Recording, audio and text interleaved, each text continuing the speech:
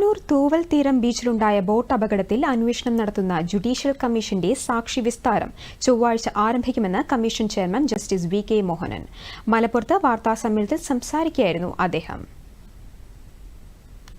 28, 29, 30 തീയതികളിലായിട്ടും 2 ഘട്ടങ്ങളിലായിട്ടാണ് ഈ സാക്ഷികളെ വിസ്തരിക്കാൻ ഉദ്ദേശിക്കുന്നത്. അതിലുള്ള സാക്ഷികൾക്കുള്ള നോട്ടീസും എല്ലാം നേരത്തെ തന്നെ അയച്ചു കഴിഞ്ഞിട്ടുണ്ട്. അപ്പോൾ അതിൻ്റെ അടിസ്ഥാനത്തിൽ നാളെ വിചാരണ തുടങ്ങും.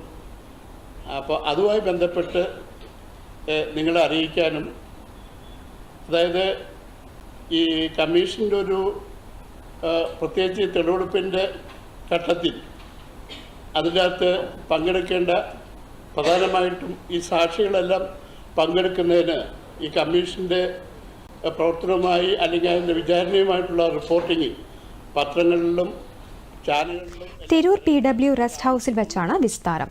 1 മുതൽ 15 സാക്ഷികളുടെ വിസ്താരമാണ് നടക്കുക. 2023 മെയ് 7-നായിരുന്നു 22 പേരുടെ മരണത്തിനിടയാക്കിയ ബോട്ട് അപകടം നടന്നത്.